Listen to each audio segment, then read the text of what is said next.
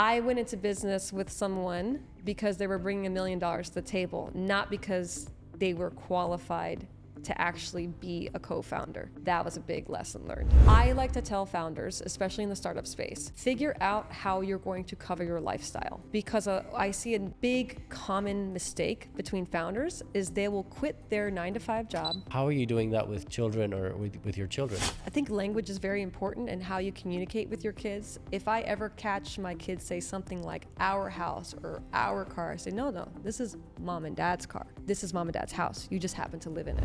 So if you worked in a 100% commission role, like a loan officer or a realtor or car salesman, whatever, that's giving you the foundational framework to be able to start a business. Hi everyone, I am super excited because we have someone that I've been looking at a lot of what she's done, and she's like a superwoman. Everything she does well. She's an entrepreneur, now she turned an investor. And I'm very excited also I want to shout out to Move Miami, because this incredible studio, and this is the first time I'm doing a studio podcast, so I'm very excited to be here. So Ariana, thank you for being here. Yeah, thanks so much for having me on the show. And let's start with your story. I think it's fascinating how you come from not the traditional entrepreneurial background. You say yourself, you are a woman that not the traditional backable VC investable person. Tell us a little bit about your story, which I think is inspiring. So my story into entrepreneurship it was accidental. It wasn't like I went to MIT or Harvard with a plan. It was one of those things where my parents were escaping communism and war. So my mother's Polish, she was escaping communism, and my father's from Afghanistan. In 1977, in the middle of the night, they packed up everything that they had, left in the middle of the night, and basically escaped a war and came to the United States for a better life. So I was the first in my family to be born in the DC metro area. That's where I'm from. And I had this immense amount of pressure to do something big, to take care of the family financially. And so at a very young age, I remember being 7 or 8 years old and thinking, oh my gosh, I don't know what I'm gonna do, but I need to make a lot of money to take care of the family. And so that's kind of how it started. It was, again, I was trying to figure out how to make money. And so it started off with, selling little things at school, and then in high school, I started to realize that I had a really good knack for selling. Got into the real estate industry at a very young age. Then the market turned drastically in 2008, but just continued. And investing actually is something that I got into earlier on before exiting. So my background is I started and scaled and exited 3 companies. The first 2 were mom and pop bootstrapped, and the third was venture backed. We raised $48 million at $150 million valuation. But to get to that point, there were a lot of failures, because on the outside that sounds cool, it sounds amazing, oh my gosh, but I can't even count how many businesses failed, went into the ground, didn't make product market fit, didn't make $1. You'll never see those on my LinkedIn. But there was a lot of failures that came with that to get to where I am today. And let's go deeper into that. Where did the I need to be super successful come from? Why from a young age you thought, okay, I need to be super successful, I need to make money? Where was that drive coming from? I think a lot of it stemmed from seeing the way that my father lived and seeing the way that my uncle lived. So backstory on my dad in Afghanistan, he was born and raised with a silver spoon in his mouth. My grandfather and my great-grandfather, they were real estate developers in Kabul. They did very well. But what they didn't do is they did not teach my father financial literacy.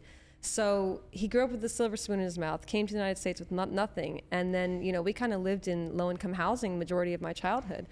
But I had an uncle who, my dad's brother, he was an entrepreneur, and he had a car lot. And I spent a lot of weekends on that lot, and I saw the way he talked to customers, I saw the way that he provided for him and his son, and I was like, that's what I want. That's what I want out of life. I want to be able to have the financial freedom to do what I want when I want to do it.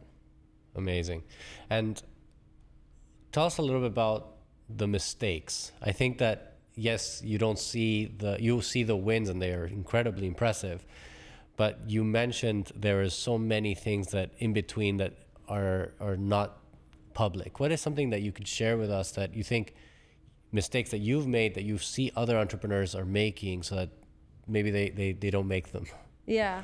So sometimes it's enticing to want to invest in what's easiest, right? Maybe there's a higher risk to it, but they don't, like, I used to, if I would meet an operator and they were like, oh, I have this assisted living facility and I want you to partner in, or, oh, I have this trading platform and we trade gold, and it sounds too good to be true, it's most likely too good to be true, right? We as humans, we always want the easy way out. We want the diet pill. We want the personal trainer that's gonna fix everything for us. When the reality of it is, you need to do the due diligence. There's been times where I've invested in different opportunities where I didn't do enough due diligence because I went on a gut emotional feeling instead of actually spending the time to really understand what the financial health of that business was, what the market demand was, what was the go-to-market channel, understanding what the CAC was, understanding the financials. It was just like, oh, this sounds amazing, this sounds great, and this person is selling me a dream. And emotionally, I'm like, oh, I can get a double-digit return on my investment. I'm gonna put 200K into it. I'm gonna put 100K into it. Instead of taking the time to really, do the exact research and making these decisions based off of emotion instead of logic. I say that's been my biggest thing that I've struggled with throughout my years. But you have to take risks, but you can take risks and still be calculated about it. Sure.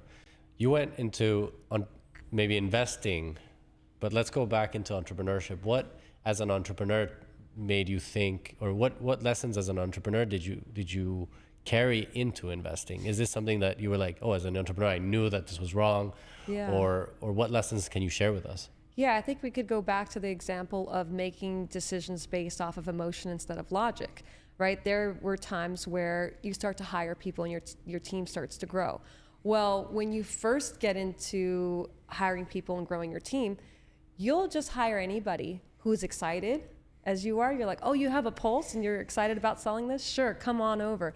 Even though you don't do the due diligence of figuring out this person's makeup, right? Is this person better to be a salesperson, or are they better to be an administrative person? Not doing the due diligence of like having a personality test or having them fill out a disc profile. I'm not sure if you're familiar with that term, but a disc profile is a tool that we used very early on, once we started for our business to grow, to understand how someone's genetic makeup is as to what role that they would fit best in. Wow. Right? So like, you don't want to hire somebody just because they're your cousin and you're like, well, I need to fill this sales role and they're your cousin, but they're an introvert. Right? That's not a good fit. You need to put that introvert into more of a role like accounting, for example. That's just one of many examples. But I think, or business partners. This is another big, big lesson. I went into business with someone because they were bringing $1 million to the table, not because they were qualified to actually be a co-founder. That was a big lesson learned. Huge, expensive lesson learned. For sure. Yeah. And I love that you touched on to the team, because I know that you've done a few startups, one that was very big. What lessons, how do you build your team now? What is like some steps or tips that people can take away from this conversation and say, wow, I am doing it wrong, or I should implement this so that I can get a little bit more granular? You mentioned this DISC method, but what else, or what stories can help our audience?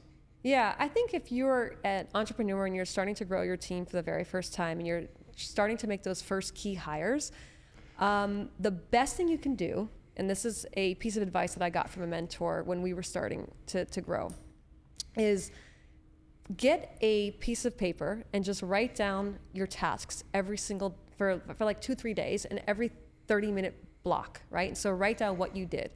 And then analyze that data and say, okay, I spent 3 hours responding to emails, or I spent 2 hours on this, and it's not what I like to call a dollar productive activity. So if you're doing anything, whether it's in your personal life or in your business, that's not a dollar producing activity, you need to delegate that out to somebody else. And then also look at your weaknesses. What are you weak at? Is your biggest weakness managing the P&L? Well, if that's the case, the first person you need to hire is a fractional CFO or an accountant to manage your books. Because if you can't manage your P&L, forget it. Yeah. Then you'd have no business. It doesn't Yeah. matter how much revenue you bring in. It doesn't matter how amazing your product is. If you cannot manage your P&L, you will never grow. You will fail. Point blank. So I would say look at it from that perspective. I think when it comes to the first 3 hires, that is going to set the tone for the rest of your company. It will make or break the success of your companies, those first 3 hires. That's really a lot of nuggets of information and really gold. And I love this seriousness to the first 3 hires, because most people on the first 3 would be like, are you breathing? Hop on, you know, like, do you want to do this? It's like, you kind of feel like, oh, you must be crazy to even want to be part of this nothing. And like you said, oh, my cousin is good at, or I'm going to put him in sales because I need someone there, but they're not really there. And it's really I think it's an incredible way of thinking. Like, the trajectories of any company is set at the beginning. Yeah. Wonderful, wonderful advice. What other mistakes do you think entrepreneurs are making that they shouldn't be, they should be very aware? And especially now, like talking about Miami and Miami becoming a more prominent startup scene, and going to your foundation, which is something that I definitely want to discuss, is how do you see that applying to today? Is there like a gold rush, or is it more like how do you see it? So I think when it comes, so you have to look at this differently. If you're a service-based startup, for example, you start a cleaning business or a personal training company, you can start making money tomorrow, essentially, with a little bit of overhead expenses. If you are a startup, on the other hand, you have to, most oftentimes, not always, but most oftentimes you have to raise capital pre-seed to get to revenue.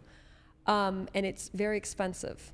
So I like to tell founders, especially in the startup space, figure out how you're going to cover your lifestyle. Because I see a big common mistake between founders is they will quit their 9-to-5 job. And they're like, well, I'm going to go all in. You have to go all in. You have to believe. Sure, we all need that level of delusion to be able to make it as an entrepreneur. But if you can't figure out how to manage your lifestyle, your finances in that startup period, you're going to keep raising and raising just to cover simple basics of your lifestyle. And that's not fair to investors, right?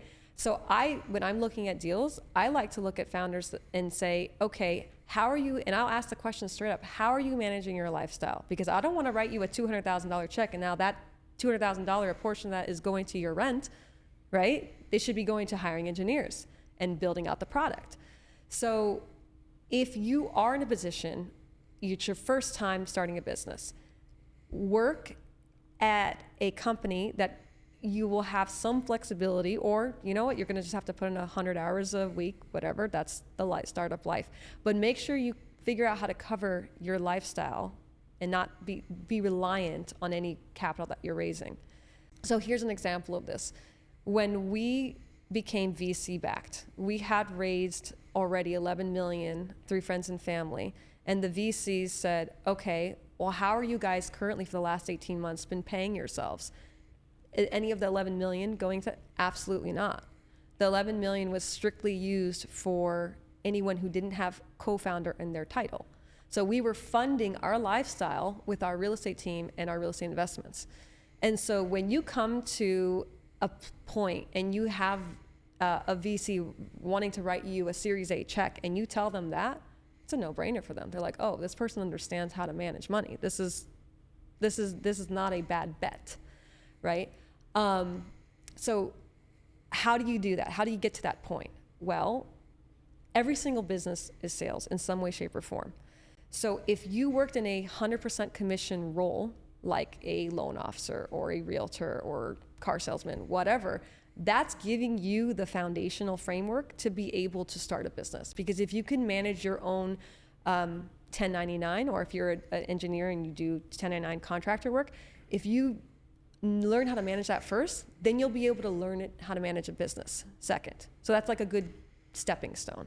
Yeah, I love it. I love the fact that you're laying a very clear foundation of the difference between the pipeline dream and actually doing it. Because I think a lot of people go into entrepreneurship thinking this is the way to riches, and they want to live the riches without doing the work, or without having done the work. So I think it's very important what you just mentioned of, be successful or independent yourself, understanding what you are bringing to the table, and then don't raise to fund your lifestyle, raise to solve the problem. And I love how incredible entrepreneurs like Jeff Bezos famously said, if any dollar not going to the customer and product market fit is a dollar badly spent.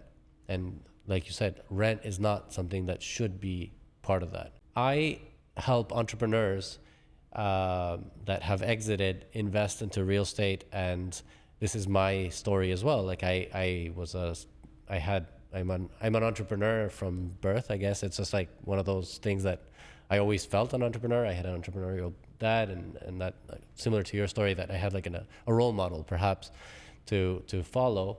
But once I sold my business, which wasn't a planned sold, it was more like an opportunity. COVID hit. It was I had an exit, and then I had an identity crisis. Yes. And I'm sure you had it too. So I want to know how you went from being an entrepreneur, a serial entrepreneur, and then now becoming an investor.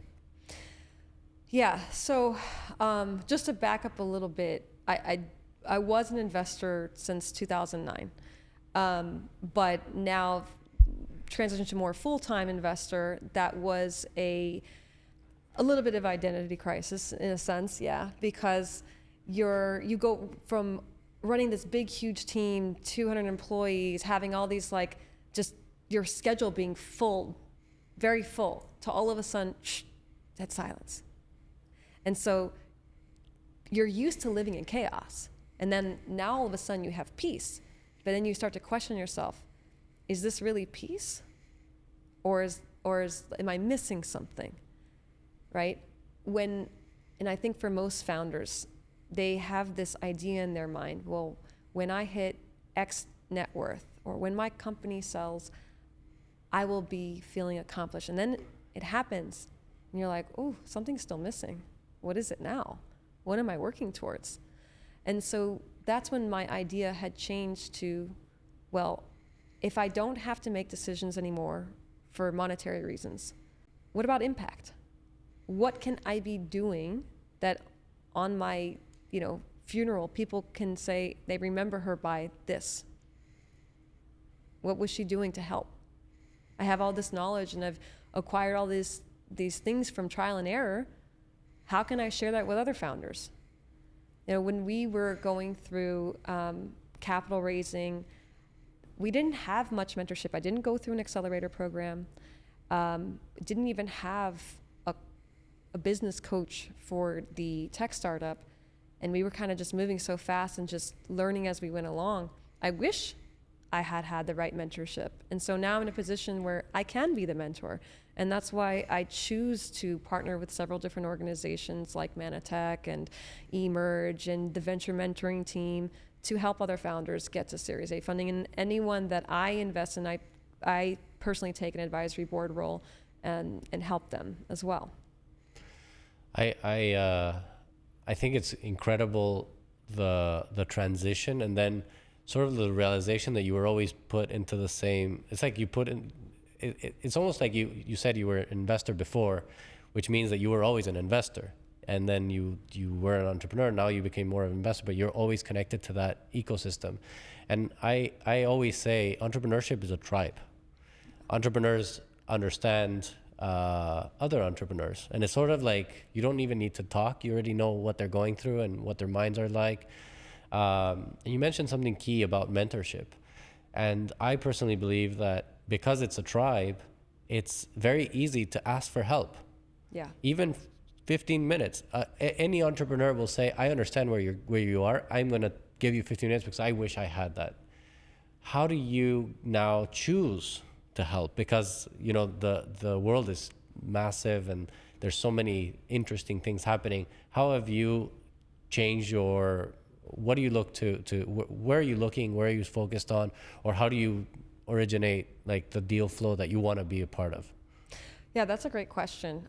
So like as I mentioned, I work with several different organizations and accelerated programs and referral networks as well, to find deal flow. It's hard to really narrow down who I'm going to invest in. It's typically based off of referral and or a previous relationship. It all boils down to relationships. And like for those of you that are listening, it's so important to keep in touch with other founders, because just because you may have a founder that may have been rejected by a VC or an angel investor, they may be a good referral and say, and put you in touch. Like, for example, when we raised capital, we went to 68 of the major VCs in the United States that fund prop tech. And every single one of those introductions came from somebody else. So, we'd call them up and say, hey, I know you saw so-and-so's pitch deck last week and you said no to them, but maybe you'll say yes to us. So it was never a cold introduction. So networking with other founders, and you never know, you may have a product that there has synergy, or you may end up hiring them, or vice versa, as a client, as a customer. So I'd say relationship building is extremely key when it comes to business, when it comes to investing, when it comes to finding the right people for your team. You want to hire people from referrals. You want to hire folks. Oh, I have not to jump on topics here, but to go back to that, hiring the right people. I never hire unemployed people, ever. That's a rule. So if I'm going to hire someone and they're unemployed at the interview, I don't even take the interview. Interesting. I always want to hire someone who's currently doing something really cool, and now I'm just giving them a bigger opportunity that they might find interesting. This is very interesting, because I feel the excuse it's lonely at the top, or it's lonely being an entrepreneur, is an excuse that isn't real. There's way too much ecosystem going around, and it's just a question of plugging in and not being afraid to be a beginner. Yeah. And say, hey, I have no clue what I'm doing, but I see an opportunity. I can solve this, but I don't have all the pieces of the puzzle. How do you do it? How can I be part of that? And it's also good to have other people tell you you're delusional, like you're not investable. Because I think one of the biggest mistakes people do is have money. Yeah. With money, you make mistakes. Without money, it's very hard it's harder to make a mistake when you don't have money. So what's your investment process? What's your philosophy, other than the impact? You mentioned due diligence before, but what else do you do? Yeah, so I would say there's a couple things that I look for, whether it's, and I've invested in over 100 real estate rehabs, fix and flips, multifamily, consumer packaged goods products, that's direct to consumer, SaaS, and then good old service-based mom and pop shops. And I approach all deals the same. And that is, one, I'm gonna look at their track record. So if it's an apartment building, for example, I'm going to look at a rent analysis and their P&L for the last 3 years to see how the expenses flow, see if there's any vacancy discrepancies. If it's a SaaS startup, I'm looking at a track record. It might be harder to look at that because maybe it's a brand new product, so they don't have revenue yet. So you can't really look at the P&L, and I personally don't look at financial performance on companies that have no revenue yet, because really it's just all hocus pocus, right? So you could say, oh, if I have X amount market share, this is what's going to be, but until it happens, it's really just a guesstimate. So what I rather do is look at the co-founding's team financial track record. How have they done in their particular space? Are they subject matter experts? And maybe perhaps now they're transitioning into starting a tech company. Like, perfect example, maybe they've been a loan officer for 15, 20 years. They're doing great at that. But they started a fintech company that failed, and now they figured out product market fit and they want to start up again. That's somebody I'd want to invest in. I'd much rather invest in somebody who understands an industry and has failed at business 5 times than someone straight out of MIT, right? Absolutely. Yeah, absolutely. I 100% agree. And it goes again to like highlighting your point of staying in touch with founders. because the founder that had a failed startup or something that didn't go well is more valuable on their second or third or fourth startup, because they've learned those mistakes. They've understood. It's incredibly humbling to have an idea crushed. Once you get back on that horse, it's like it's another human being. I think it's like it's another. It's the upgraded version, so you get first seat, and then keeping that relationship there is very good, because I believe everybody's time is if you keep trying, it'll happen. And you've got to keep. And I think it's just also something that resonated with me is being part of the community. You know, it's like once you do these 100 deals, it's not necessarily financial anymore. It's also, it just becomes a little bit more community driven too. Like I want to be part of the entrepreneurial world because the entrepreneurial world has that, you know, energy and that vibe, and then there's like little guidance can make things incredibly successful. So I think what you said it resonates a lot with me. Let's go again to Miami, because I think being here in Miami is I feel an energy here. Where do you think the city's going? What do you think the city's lacking? How are you bringing your new venture to the scene? Yeah, I mean, I think that the city is definitely booming. I had the privilege of relocating here in 2019 prior to COVID, and I've seen how the landscape of Miami has changed drastically. I'm honored to be a part of it. I think that there's several different organizations in our community that's really honing in onto the startup community. I think more and more founders are starting, and VCs alike, are taking Miami more seriously. This is the next Silicon Valley. This is it's the next big city we're already here, we've arrived. It's not the next, we are. You see it every single day. Several different conglomerates are relocating every single day to Miami because of the marketplace here. What's missing still, I would say, is better flow of entrepreneurs from,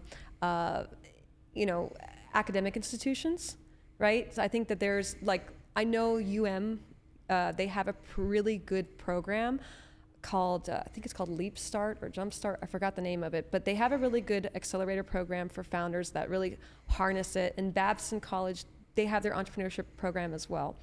But I think it could be better. I think that there's definitely room for improvement. We, as a city, we have the financial infrastructure to make it happen. It's just a matter of all of the institutions getting together and saying, this is how we're going to start spending some of the grant money. And Miami-Dade College is doing a great deal with that.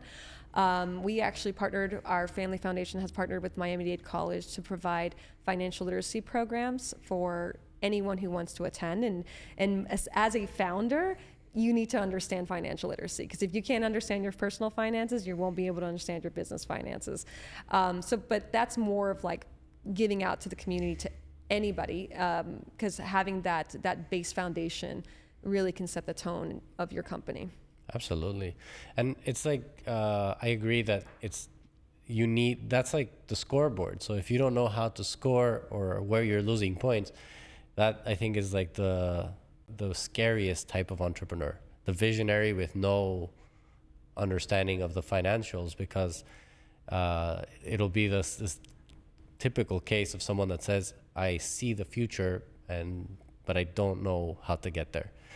And I really value what you just mentioned about the academic scene in Miami being something that is growing. And I think it's sort of perhaps a cycle or maybe a spiral, that you start with some companies, then you get more traction and people are here, like you mentioned, people are still coming. And I no longer believe that Miami is the place that people are coming because of the nice weather. It's no longer that. It's maybe the city it is the city of opportunity, and having those programs and going there and Babson moving here, like you said, there's a MBA program here, executive MBA, and then there's other programs that are starting, will get the scene, I guess, more noticed.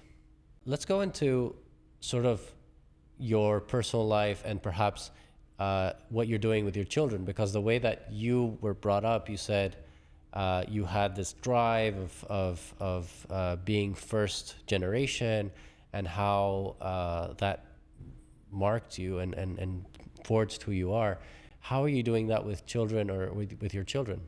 Yeah, great question. Every single day, my husband and I talk about how are we going to keep these kids humble, because they've seen and experienced things that I never did until it was in my adult life, and so I think language is very important, and how you communicate with your kids. If I ever catch my kids say something like our house or our car, I say, no, this is mom and dad's car. This is mom and dad's house. You just happen to live in it. Everything that you will have in this life, you need to build for your own. Nothing will be handed to you. Nothing will be given to you. So I think that's important. I constantly make decisions when I'm with my kids. When we are out, for example, and they want to buy something, I'm like, well, if you want to buy that toy, how many lemonades you're gonna have to sell? Because I did make my kids have a lemonade stand called Sweet Siblings Lemonade Stand, and they sell mangoes and lemonade occasionally. And so I'm like, how many lemonades are you gonna have to sell to be able to buy that toy? And then my son's always the first one's like, yeah, no, that's too expensive. It's not on sale. Like, he has that mentality. My daughter, we're still working on, but yeah, it's just, it's tough because they're still young. My daughter's 9, my son is 7. My son also does like the finer things in life. If you ask him what he wants when he grows up, he says he wants to be a hotelier. And I'm like, why? And he's like, well, because I like nice hotels, but I don't want to have to pay for staying at one. So, yeah, we're constantly working on that. But I think it's down to language and communication of like, this is not yours, this is ours. You have to, and like that constant reminder. Yeah, and I've actually asked this question to a lot of entrepreneurs, and they all say the same thing, which is curious, because I'm sure none of you know, not all of you will know, but then you answer the same way. So I think it's definitely a trend of understanding that success is earned, and then it's a very meritocratic system. And if you put the work, you have everything. If you don't put the work, you're not entitled to it. So interesting that you responded, like, every time I ask the same question, I get the same answer. I'm like, maybe I should stop asking this. Very interesting. What's next in your life? What do you want to accomplish in the next years? I know your foundation is very important to you, and your work with women. Why is that like, and I agree that it's sort of like the untapped entrepreneur. It's like I believe it's like trillions of dollars of opportunity for the people that haven't been VC backed, the ones that haven't got into the Series A, just because of who they are. How is your foundation working with that? Yeah, so I think that when it comes to why women are so underrepresented, it all goes back to, it's tough to be a woman and to do it all. When I was talking earlier in the podcast, we were talking about your first couple key hires. Well, as a female entrepreneur, your first key hire, it might not be a salesperson or an admin. It might actually be a maid, right? Or a nanny. Like, we have so many other things that we have to juggle. If I know that I'm spending, 2 hours a week on laundry, 3 hours a week on cooking, and then 4 hours, half an hour a week on going to the grocery store, it might be better off just to hire a housekeeper first before I hire anything else for my business, because that will free up my time to be able to be more present at the office and then with my kids. So I think there's a fundamental challenge with women, especially women with children, of managing the lifestyle of raising a family, and then also, expanding their company and growing. And I think that all comes down to lack of education in terms of how to delegate, one, and then two, there's a lot of stigma still, right? There's still a lot of this like narrative of, oh, well, if you don't do the laundry and cook for your kids, that makes you a bad mother. No, it doesn't make you a bad mother. And that's something that we as a society need to get over first. right? Yeah. And you Yeah. see it all the time on the internet now of trad wives that they're trending, and it makes my skin crawl. No, I'm just kidding. But it's like, look, trad wives are great if you don't want to have a career, but if you are career driven and you want to be a mother that's part of your children's lives, but also have a fulfilling career, there's nothing wrong with delegating those parts of your life in order to make it happen. Because the truth of the matter is, it takes a village. It does. It really does. So if you don't, as a woman, learn how to delegate, it's going to be really hard to be able to delegate in your business as well. So I think that's something that I like to preach, and I like to tell a lot of female founders, and I kind of show them the way. Anytime I have a female founder friend, I give them all my resources, like, hey, this is how you hire an au pair. This is interview questions you should ask a nanny. This is how you should structure the schedule if you're going to have someone to clean and cook and all that stuff. Because if you don't have that part of the aspect taken care of, you're not going to be able to concentrate on your business. And I think that's a very key ingredient, and it's missing. And society doesn't like to talk about it because it's taboo. I agree, and I don't think it's taboo. I just think it's like no one is shining the light at the opposite. A male entrepreneur will have a support system at home. It's okay to not be there. Yep.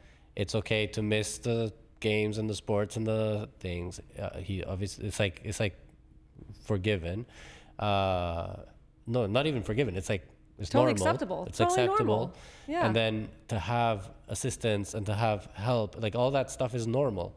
So I think it's like the opportunity to normalize for a woman as well, how it's normal as well to use your time in the highest use case. Like, not that it's demeaning or degrading to do any work, but it's maybe not your highest use case, and you can't do 20 hours of housework and then 100 hours of business work. Exactly. Because you won't succeed. It's just there's not enough time. So I think it's very valuable. And you mentioned these resources and how you're helping friend entrepreneurs, but what can you share as like tips that people, men and women, should start by that could use once they're in that position? Yeah, I mean, delegation is important. I would rather delegate something and it get 80% done than 100% done if I do it myself. Does that make sense? Like, I'd rather have some room for errors than and still delegate and be able to do other things versus being a perfectionist. And that's hard because a lot of entrepreneurs, they want to, they have problem of letting go, men and women. Perfect example. My husband now is he works for a publicly traded company, and he has 3,000 employees. He's never had an executive assistant up until this year. Can you imagine? Why? Because he was, a control freak. He wanted to book his flight. He wanted to book his hotel. And I'm like, babe, this is something you gotta let go. Like, this is something you should definitely be able to delegate. But certain people, not certain people, a lot of people, they have a hard time letting go and delegating. But the true aspect of growing is being able to delegate to your team and being able to build out that foundational team, which is, again, goes back to what I said before. Those 2-3 key hires when you start are so important because you can make or break the trajectory of your outcome of your business. Absolutely. And then delegation, I 100% agree that perfectionism is like overrated, I believe. And we were talking about this before the podcast. It's just like, I am the type of person that prefers to do it and to look bad, because then I have motivation to improve. Whereas other people are like, I need it to be perfect, and then you don't have any results. And it's like, oh, that's even worse. In my point of view, I'm like, you spent all the money, you did everything was perfect, and then there's no results. So what happened? So there's no you're like, you can't improve. So I think that's very valuable. Let's go to how do you attract talent? Because I think that delegation is really key, but then the three key hires, how do you attract that talent? What are your views? Yeah, so attracting talent, again, goes back to, are they already currently employed? I don't like to work with people that are unemployed. Now, obviously there's situations where people get laid off, but if they're laid off, what are they doing with their free time? Are they doing, contracting work, like freelance work? Are they involved with a nonprofit? What are they doing with this? If they've been unemployed for several weeks, what have they been doing with their time, right? So that's a question that I ask, because if it's true talent, they will always stay busy. They will always find something to do. And then secondly, I think it comes down to setting the expectations during the interviewing process. So for example, when we had, we were working crazy hours, I was very honest, open and upfront of the hours that I worked. And then that's what I expected of the team at that time. I have very open, direct conversations. If you are in a startup, it is chaotic. There are ups and downs. And now you're trying to attract talent from a Fortune 500 company, someone who's used to clocking in at 9 and clocking out at 5. And now you have to, one, convince them to come over to you, but two, if they're true talent and you explain the vision, the opportunity, and they say, hey, I'm all in, let's do this, whatever it takes, I'm walking away from my cushy job because I'm excited about this, that's a tell of talent. Another tip I could give to folks is during the interview process, when you are interviewing, there's certain questions you can ask that can really delve into someone's mindset and where they really want to be. I used to always have this question of, describe your perfect workday, right? And you do this more towards the end of the interview once you've really built some rapport.